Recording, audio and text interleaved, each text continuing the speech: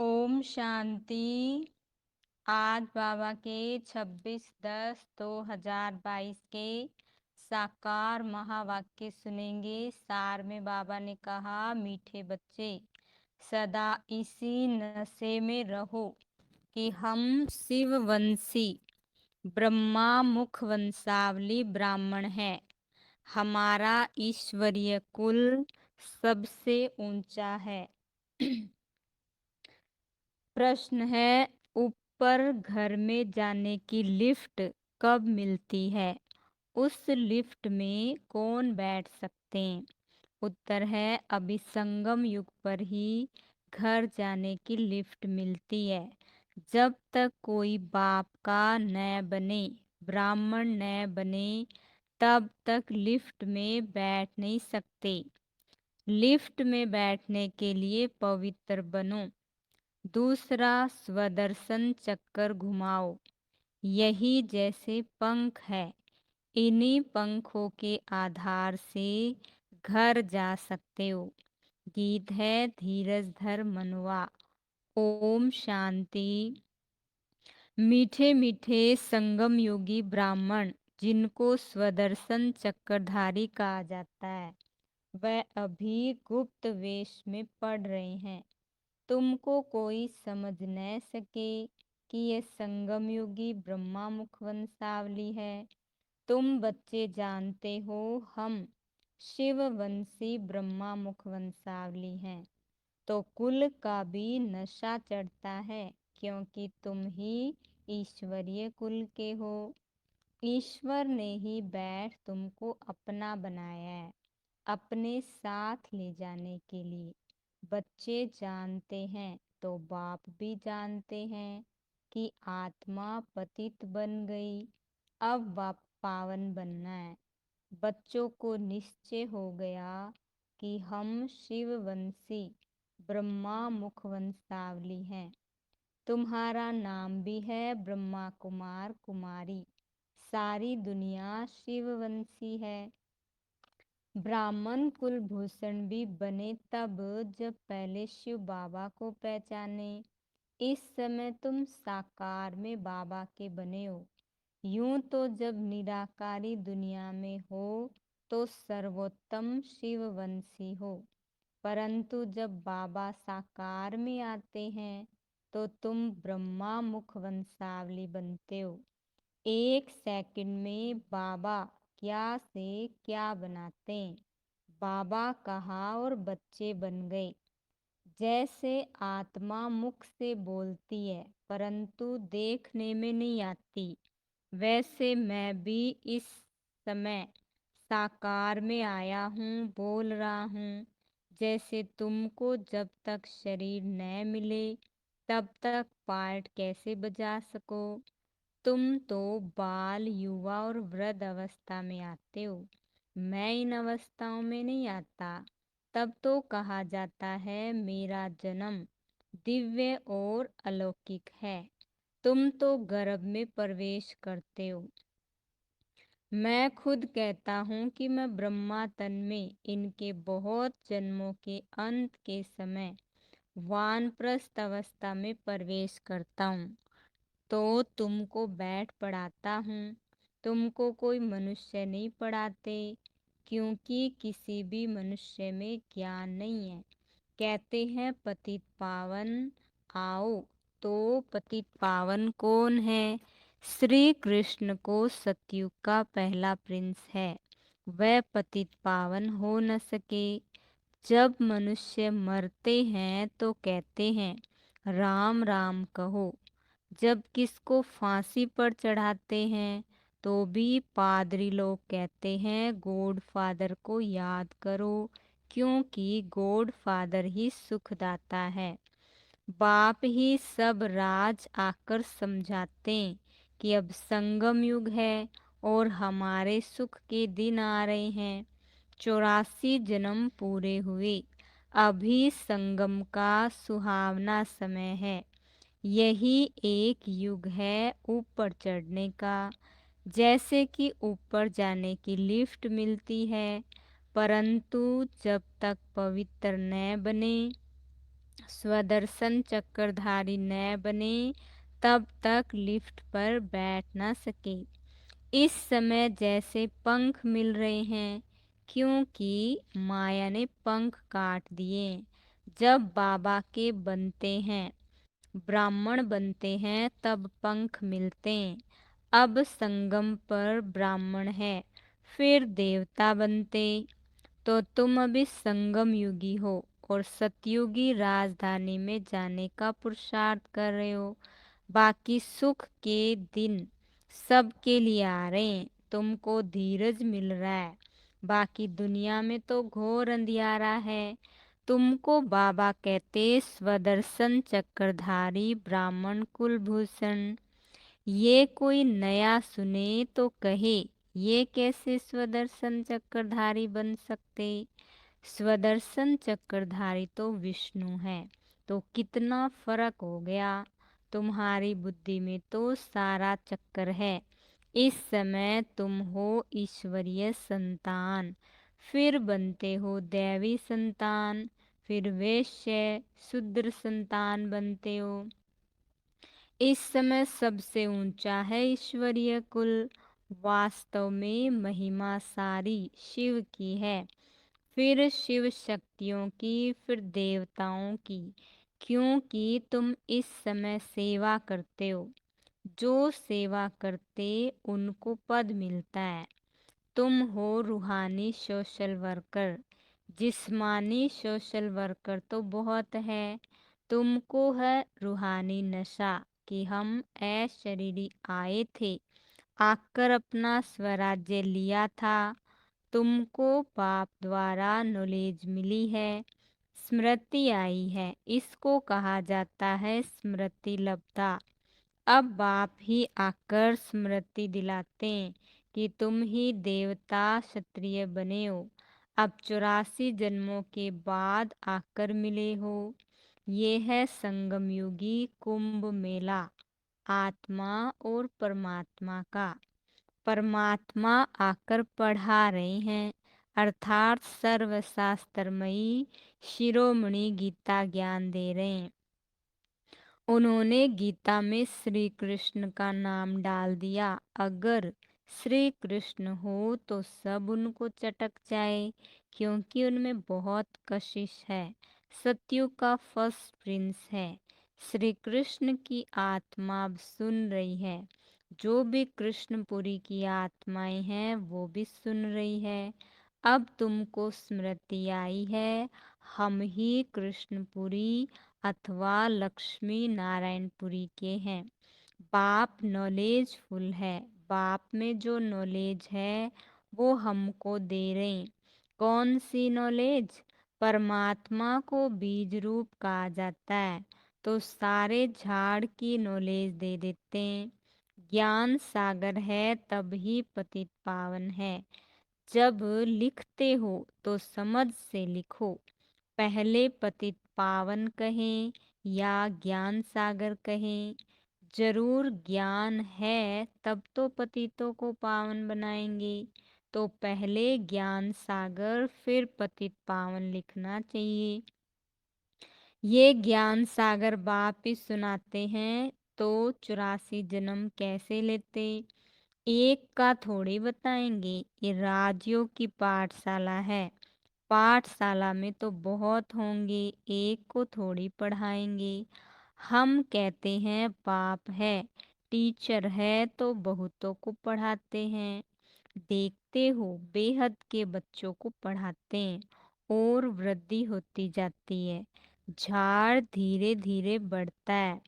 जब थोड़ा निकलता है तो चिड़ियाएं खा जाती। तुम देखते हो इस झाड़ को माया का तूफान ऐसा आता है जो अच्छे अच्छे बिखर जाते। बाबा शुरू में बच्चों की ऐसी चलन देखते थे तो कहते थे तुम्हारी चलन ऐसी है जो तुम ठहर नहीं सकेंगे, इसलिए श्रीमत पर चलो। वह कहते थे कुछ भी हो जाए हम भाग नहीं सकते, फिर भी भाग गए। तब गाया हुआ है आश्रयवत सुनंती कथंती भागंती। तो तुम प्रैक्टिकल में देख रहे हो। ऐसे होता जा रहा है क्योंकि माया सामने खड़ी है। मल्ल युद्ध होती है, दोनों तरफ से पहलवान होते हैं, फिर कभी किसी की हार, कभी किसी की जीत। तुम्हारी अब माया से युद्ध है। माया से जीत पहन तुम राजाई स्थापन कर रहे हो। बाप कहते ये विनाश की निशानी है, बॉम्ब्स। शास्त्रों में लिखा हुआ है, पेट से मुसल निकाल अपने कुल का विनाश किया।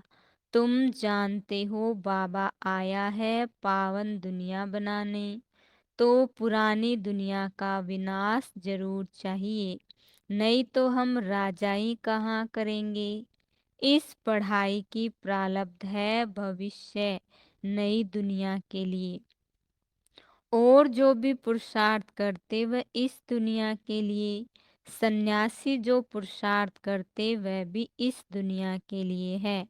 तुम कहते हो हम यहाँ आकर राजाई करेंगे, परंतु गुप्त रूप होने के कारण घड़ी घड़ी बच्चे भूल जाते हैं। नहीं तो बड़े आदमी कहाँ जाते तो कितना स्वागत करते। लंदन की रानी आई तो कितना धूमधाम से स्वागत किया, परंतु बाप कितनी बड़ी अथॉरिटी है, लेकिन बच्चों बिगर कोई जानते नहीं। हम शो भी नहीं कर सकते क्योंकि नई बात है। मनुष्य मूंझते भी हैं कि यहाँ ब्रह्मा कहाँ से आया, क्योंकि आजकल तो टाइटल बहुत रख देते।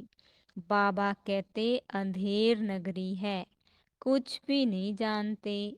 अगर समझो साधु संत गुरुओं को मालूम पड़ जाए कि बाप आया है, जिसको हम सर्वव्यापी कहते थे, वह अब मुक्ति जीवन मुक्ति दे रहे हैं।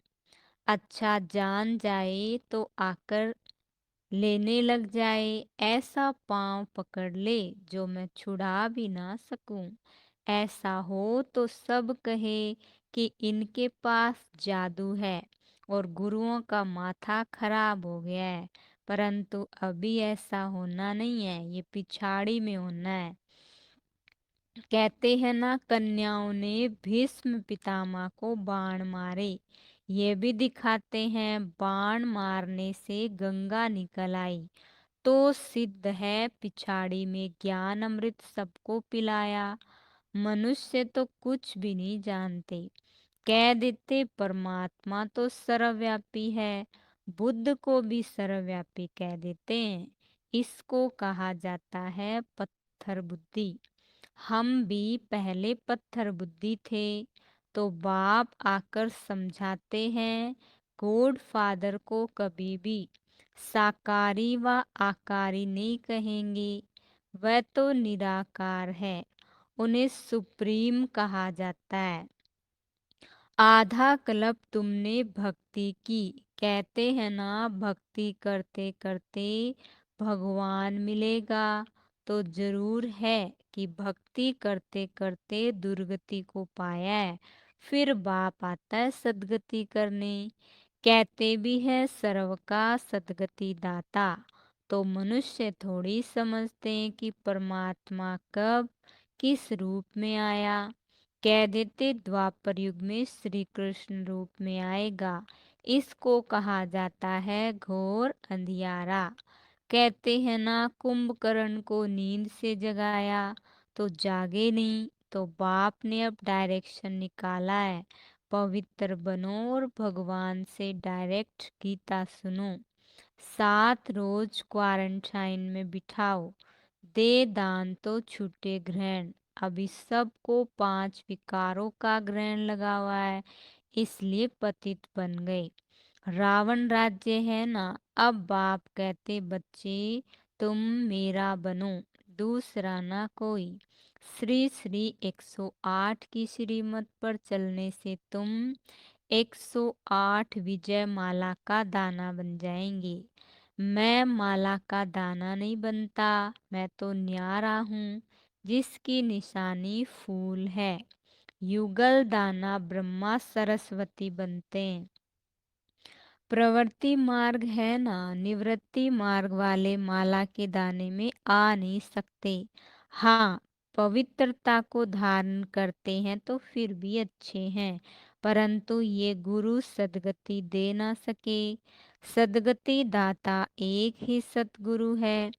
सतगुरु अकाल कहते हैं। सतगुरु तो एक परमात्मा को कहा जाता है। साकार गुरु लोग अकाल मूर्त थोड़ी बन सकते हैं। लौकिक बाप टीचर गुरु को तो काल खा जाता है, तुमको तो काल खा ना सके। बाबा कितनी अच्छी अच्छी बातें समझाते हैं। जो इतनी सहज बातें नहीं समझ सकते तो बाबा उनको कहते, अच्छा बाप को याद करो। चक्र को भी याद करना पड़े, बाप के साथ वर्षे को भी याद करना पड़े। बाप को याद करो तो विक्रम भस्म हो। बाप तो सन्मुख आया हुआ है। बाप को अशरीरी कहा जाता है। ब्रह्मा विष्णु शंकर को अपना अपना शरीर है। मुझे तो अपना शरीर है ही नहीं। तुम्हारे तो मामे काके सब है, मेरा मामा चाचा तो कोई है नहीं। आता भी हूँ परंतु तुम कैसे आते, मैं कैसे आता। बुलाते हैं गॉड फादर, परंतु कहाँ से आता हूँ, परम धाम से, जहाँ से तुम आते हो, जिसको ब्रह्मांड कहा जाता है। इस समय तुम ब्रह्मा मुख वंशावली रुद्र यज्ञ के रक्षक हो, राजयोग की शिक्षा देने वाले, राजयोग सिखाने वाले तुम टीचर हो गए ना। अच्छा, मीठे मीठे सिखिलदे बच्चों प्रति माता पिता बाप दादा का याद प्यार और गुड मॉर्निंग। रूहानी बाप की रूहानी बच्चों को नमस्ते। हम रूहानी बच्चों की रूहानी बाप दादा को याद प्यार गुड मॉर्निंग। नमस्ते नमस्ते नमस्ते। मेरे बाबा, मीठे बाबा, प्यारे बाबा, आपका शुक्रिया, बहुत बहुत शुक्रिया। धारणा के लिए मुख्य सार, माला का दाना बनने के लिए ये धारणा पक्की करनी है कि मेरा तो एक शिव बाबा, दूसरा ना कोई। स्मृति लब्धा बनना है। सेकंड पॉइंट है श्री श्री 108 शिव बाबा की श्रीमत पर पूरा पूरा चलना है। मेरा मेरा छोड़ ग्रहण से मुक्त होना है। आज का प्यारे बाबा का वरदान, ब्राह्मण जीवन में सदा सुख का अनुभव करने वाले, माया जीत क्रोध मुक्त भव। ब्राह्मण जीवन में सदा सुख का अनुभव करने वाले, माया जीत क्रोध मुक्त भव। ब्राह्मण जीवन में यदि सुख का अनुभव करना है तो क्रोध जीत बनना अति आवश्यक है। भल कोई गाली भी दे, इंसल्ट करे, लेकिन आपको क्रोध ना आए। रोब दिखाना भी क्रोध का ही अंश है। ऐसे नहीं, क्रोध तो करना ही पड़ता है, नहीं तो काम ही नहीं चलेगा। आजकल के समय प्रमाण, क्रोध से काम बिगड़ता है और आत्मिक प्यार से शांति से बिगड़ा हुआ कार्य भी ठीक हो जाता है। इसलिए इस क्रोध को बहुत बड़ा विकार समझकर माया जीत क्रोध मुक्त बनो। स्लोगन है, अपनी वृत्ति को ऐसा पावरफुल बनाओ जो अनेक आत्माएं आपकी वृत्ति से योग्य और योगी बन जाए। अच्छा, ओम शांति।